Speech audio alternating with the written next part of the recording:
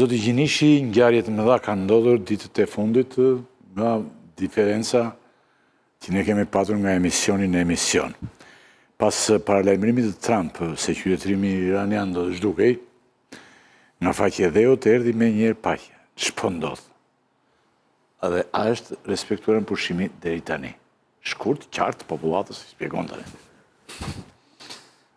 Në fakt, Shtëpia e Bardhë, zëdhënësja e Shtëpisë Bardhë, presidenti Trump, ka 2 ditë që ka filluar të flasin në petkun e fitimtarit. Flet për fitore absolute, flet për lutjet një pas njës me Tiranit për të pushuar luftën, ndërkohë që 3 e fundit, me qenë se po e fillojmë nga 3 e fundit, vetë brenda Iranit, pavarësisht se Irani është futur në proces negociatash, ka një problem të madh, dhe mediat, sidomos mediat e gadishut, po diskutojnë për një pjesë të gardës republikane e cila po refuzon dhe po bën presion autoritetet politike iraniane për të vazhduar negociatat. Kështu që situata çike pa qartë, ne kemi një armëpushim të brisht, i cili është prish që në ditën e parë.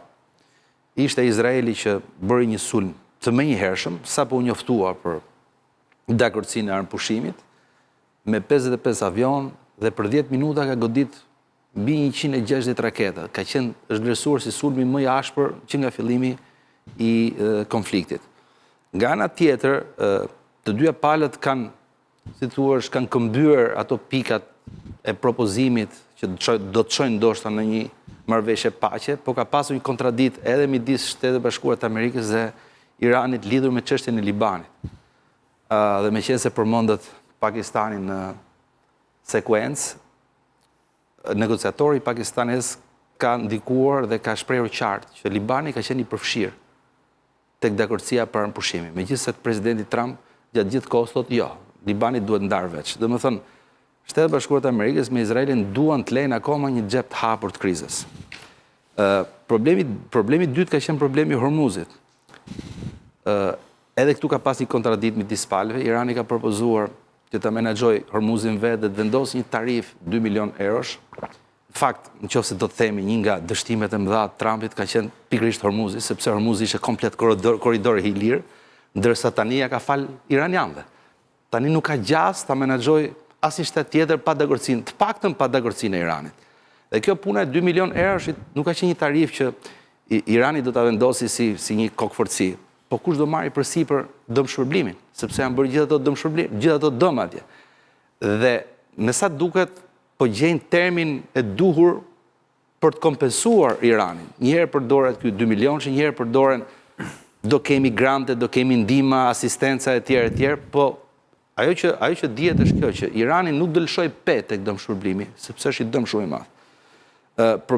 Problem tjetër, teksa folëm që Izraeli goditi dhe cënoi, ishte i pari që cënoi, si thua armëpushimin, po dhe Irani u kundërpërgjigj menjëherë. Irani godit 4 shtete. Arabinë Saudite, Katarin, Kuvajtin, Emiratet e Bashkuara. Po ajo që është më e çuditshme, dhe këtu është interesantja, është një rafineri, Laiwan quhet. Laiwan, e cila është godit në Iran me dron, por nuk e ka marrë përgjegjësinë as Amerika as Izraeli. Dhe bëhet një debat shumë i madh, sepse me mundësi shumë të madhe, vetëm sa nuk është deklaruar zyrtarisht, pas kësaj goditje të jenë Emiratet e Bashkuara Arabe. Pra dhe Emiratet janë bashkuar frontit, si thua, provokativ të situatës. Nga ana tjetër, ky armëpushim ka pasur 2 mosdakordsi ose mungesë konsulence. Izraeli dhe Netanyahu kanë deklaruar që ne nuk kemi konsultuar për armëpushimin, por Rute, kreu i NATO-s, tani, para se të vini në emision, deklaroi që edhe antarët e NATO-s dhe Aleanca nuk është konsultuar për këtë lloj sulmi. Nga ana tjetër, Irani ka kërcënuar, në qoftë se do vazhdoj sulmi ndaj Libanit, ne do mbyllim Hormuzin dhe do të tërhiqemi nga negociatat. Aktualisht Hormuzi është 99% i mbyllur, se flasim gjithmonë mbyllje, nuk ka qenë asnjëherë absolutisht i mbyllur Hormuzi për 40 ditë rresht. Ato kanë lejuar të kalojnë gjitha anijet cilat nuk janë përfshirë në këtë konflikt, shtetet cilat nuk janë përfshirë në konflikt. Ndërkohë që sot ka qenë i mbyllur 99%, janë mbi 480 cisterna që vinë, jo vetëm cisterna, po dhe anije mallrash, cilët vinë rreth e qark, një pjesë jashtë ngushtitës, një pjesë e mbetur brenda që nga dihet para të luftës, të cilat nuk din ku të shkojnë. Me pak fjalë, karta e artë që i fali presidenti Trump, Iranit është Hormuzi. Dhe Irani po di ta shfrytëzoj jashtëzakonisht fort. Nga ana tjetër, ka dhe një arritje tjetër të Iranit, zoti Rakipi. G.D. Vance është kreu i delegacionit amerikan, atë që kërkoi Irani. Irani kërkoi G.D. Vance. Kemi deklaratën e parë të Mojtaba Khameneit, sot tot në këtë fazë të epopesë së mbrojtjes së tretë të shenjtë, mund thuhet me bindje se ju, populli heroik i Iranit, jeni fituesi vendimtar në këtë përballje. Për të ndërtuar një Iran të fortë, është thelbësore prania dhe angazhimi i vazhdueshëm i qytetarëve tanë, ashtu siç është dëshmuar gjatë këtyre 40 ditëve të fundit. Pavarësisht nëse për shembull shfaqet një periudhë qetësie në fushë betejë, përgjegjësia e atyre që mund të jenë të pranishëm në sheshe, në lagje dhe në xhami, bëhet edhe më rëndësishme se më parë. Padyshim thirrjet dhe aktivitetet juaj në hapësira publike ndrikojnë drejt për drejt në zyrtarin e negociatave. Me lejen e Zotit Madhërisëm nuk do të lejojmë që agresorët kriminale të mbeten të pandëshkruar.